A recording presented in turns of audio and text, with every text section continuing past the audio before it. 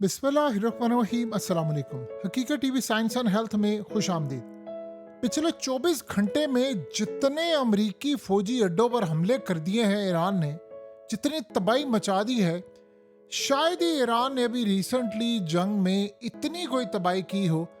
ये बेसिकली अब तक की सबसे ज़्यादा तबाही है। अब ईरान ने दावा किया है, ईरान की फ़ौज के तर्जुमान आए हैं और उन्होंने दावा किया है कि हमने अमेरिका के, यानी ये अब तक का शायद सबसे बड़ा दावा आप इसको कह सकते हैं, कि उन्होंने कहा है कि 220 अमेरिकी फोर्सेस यानी अमेरिकी फौजी हमने मार दिए हैं पिछले 24 घंटों के अंदर। उन्होंने कहा है कि जितने 220 फौजी मारे हैं वो हमने बहरीन से लेकर दीगर तमाम जगहों पर मारे हैं और ये अब तक के हमारे सबसे बड़े हमलों में से एक हमला था। यानी एक नहीं, मल्टीपल हमलों में उन्होंने कहा कि हमने 220 से ज़ायद अमेरिकी फौजी मारे हैं।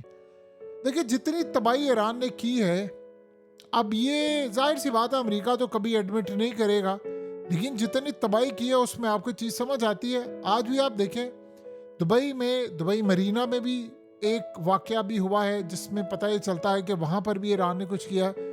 तो ईरान हर जगह पर अटैक कर रहा है। इस वक्त कतर के अंदर इंटरनेशनल एयरपोर्ट पर उन्होंने कहा है कि कोई भी मुसाफिर ना आए।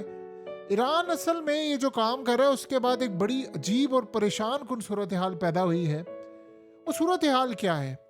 टकर कार्लसन ने कहा है कि डोनाल्ड ट्रंप ईरान को कह रहा है कि कंप्लीटली सरेंडर कर दो, क्योंकि उनका हो रहा है बहुत ज़्यादा नुकसान। उनके फौजी मारे जा रहे हैं, उनके लोग मारे जा रहे हैं, उनकी बेसिस उड़ाई जा रही है, उनके डिफेंस सिस्टम तबाह हो गए।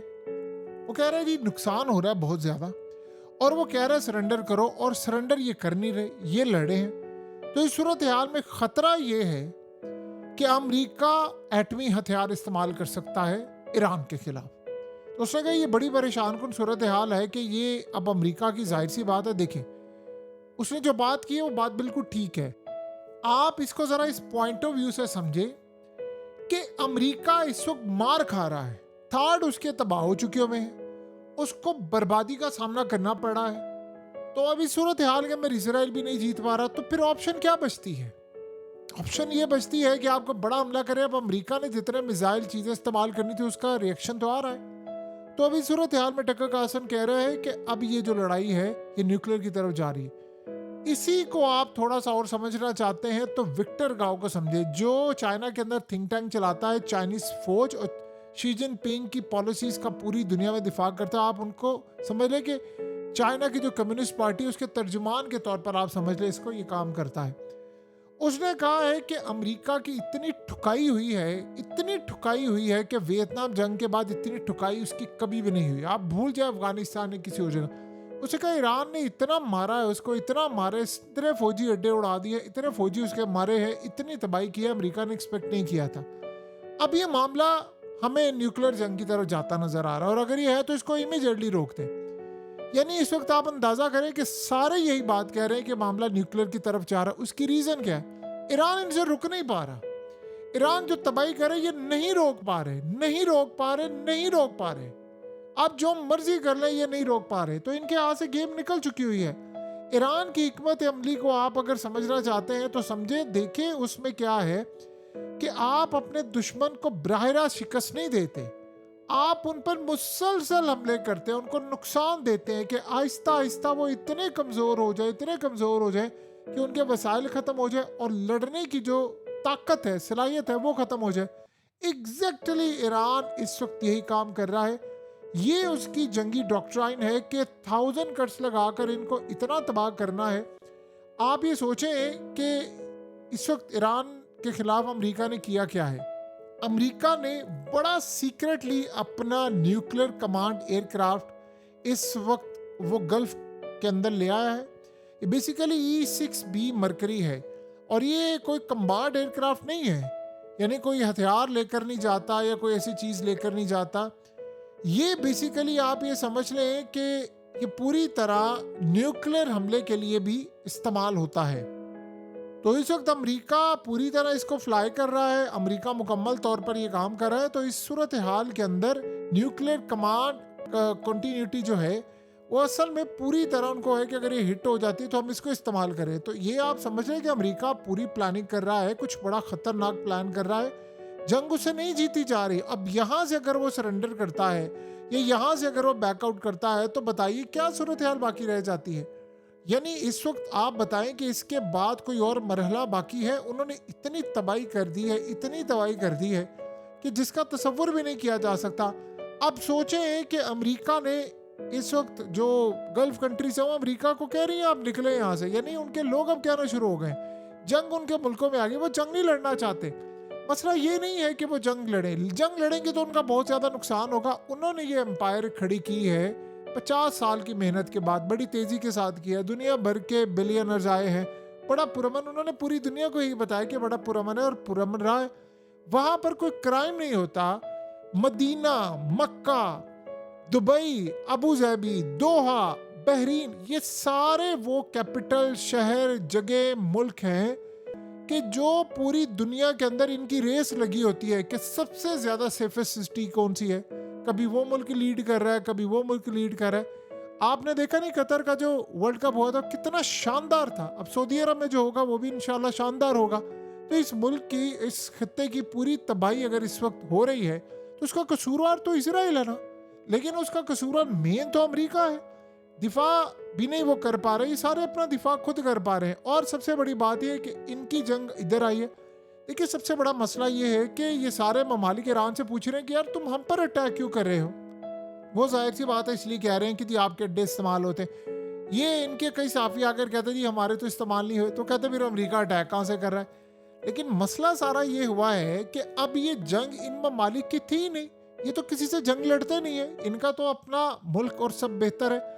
जंग इनके मुल्क पर मुसल्लत की गई है, तो जाहिर सी बात है उसके लिए परेशानी की सूरत है। अब आप जरा देखें ये मनाजिर, आप देखें अमेरिका फ्री फॉल इस्तेमाल कर रहा है इस वक्त अपने फौजी अड्डे ईरान पर अटैक के लिए, मिसाइल मार रहा है। यानी बहरीन जब धड़ाधड़ मिसाइल मारे जा रहे हैं ईरान के ऊपर, तो पहले तो आप ये सोचें कि बाकी सूरत हाल फिर क्या रह जाती। जब अटैक अमेरिका यहाँ से कर रहा है तो ईरान ने तो अटैक करना है, तो वो कह रहे हैं हम तो अटैक करेंगे और हम हर सूरत अटैक करेंगे और बड़ा तबाहकुन अटैक करेंगे। ये बेसिकली अब सूरत हाल ये है कि अब उन्होंने तो देखिए उन्होंने इनको इतना तबाह किया है, इतना तबाह किया है कि जिसकी सूरत हाल नहीं। अब अमेरिका के फौजी अड्डों पर अटैक हो रहे हैं, उसके फौजी अड्डे तबाह हो रहे हैं, तबाही मची हुई है। आप इस सारी सूरत हाल में कहें जी कुछ भी नहीं हो पा रहा, तो ये तो बेवकूफ़ाना सूरत हाल है। सो अब ये बात आप ज़हन में रखिएगा कि हालिया जंग के अंदर ईरान ने मुकम्मल तौर पर तबाही की है। और इस सारे मामले पर अब जो हालात पैदा हो गए हैं वो बड़ी ख़तरनाक जंग की तरफ हम जा रहे हैं। हम ये जो लड़ाई लड़ने वाले हैं ये बड़ी तबाहकुन है। यानी आप समझिए अमेरिका को ये बात अंदाज़ा हो गई है कि अब ये लड़ाई कहाँ तक जा रही है। आप दुनिया को जितना मर्जी पागल बनाते रहे कि जी हमारे 8 बंदे फौजी मारे गए, फलाना मारे, सबको पता है। आप सोचे इतने मिसाइल, इतनी तबाही हो रही है, पूरी पूरी बेस उड़ाई जा रही है, आपके गोले हैं, अंदर से बेसिस तबाह हो रही हैं, और वहां पर आप लोगों को बंदा नहीं होता तो झक मारने के लिए फिर आपने बेस रखी हुई थी। ये असल कहानी ये नहीं है। सिर्फ आपके छुपाने से मामला यहाँ पर रुक जाएगा, ये ज्यादा देर तक नहीं चलेगा, ये ज्यादा देर तक मामला नहीं चलेगा। ईरान के कमांडर्स मारे गए, आयतुल्ला अली खामनेई मारे गए, अगलों ने एडमिट कर लिया मारे गए, आप नहीं एडमिट करेंगे। और ट्रंप आप ये सोचें कि अभी क्या प्लानिंग कर रहे हैं, वो प्लान कर रहा है कि उसने अमेरिका के अंदर 5000 के करीब पहली वो खेप प्लान कर रहा है कि हमने ईरान में उतारनी है फौज। अब 5 लाख भी ले हैं तो आप ईरान को फतह नहीं कर सकते। यानी आप ये सोचें कि लोग भूल जाएंगे यहाँ पर क्या हुआ है। अगर CIA और मोसाद की इंटेलिजेंस एजेंसियां वाकई इतनी काबिल होती तो क्या वो इतनी भोंडी रिपोर्ट देती? आप खुद बताएं, इतनी भोंडी रिपोर्ट देती ईरान के हवाले से जो आपको अब ये नजर आ रही है। उन्होंने कहा था आयतुल्ला अली खामनेई को मारेंगे, अवाम सड़कों पर निकल आएगी, तबाही कर देगी, हमारे कमांडर्स उतर जाएंगे, कुर्दों को भी हम बुला लेंगे तो हम फतह कर लेंगे, उसके बाद तेल पर कब्जा और ये कब्जा वो कब्जा। यानी इतना पागलपन है कि आप ये समझ रहे थे अफगानिस्तान जैसे मुल्क में आप सरवाइव नहीं कर सके, आप ईरान में करेंगे सरवाइव। यानी क्या अब अजीब सूरत हाल है कि आप ये समझ रहे हैं लड़ाई वो लड़ेंगे, सारी जिंदगी लड़ेंगे, ये बात इनको समझ नहीं आ रही। अब दुनिया सारी कह रही है अमेरिका की तबाही हो रही है, आप कितनी देर रोकेंगे, कितनी देर आप रोक सकते हैं?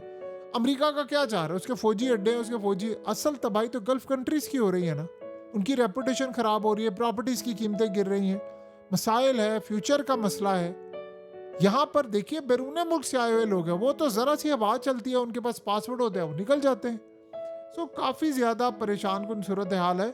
और ये बात आप जेहन में रखें, हालात ख़राब हैं, ख़ित्ते के भी हालात ख़राब हैं और इन ख़राब हालातों से मामलात और ज़्यादा ख़राब होंगे आने वाले वक्त में। सो अगर जितनी जल्दी हो सकता है इस मामले को निमट लिया जाए और अमेरिका को निकाल कर इस जंग को मंतकी अंजाम तक ले जाने की बजाय इसको डायलॉग के ज़रिए हल करके अमन बहाल किया जाए। अमन होगा तो सारे फसाद की जड़ इजराइल भी खामोश रहेगा। हकीकत टीवी साइंस एंड हेल्थ की इस वीडियो के नीचे कमेंट ज़रूर कीजिए, अपनी राय का इजहार ज़रूर करें और इस वीडियो को हर जगह शेयर करते हुए चैनल को सब्सक्राइब ज़रूर करें।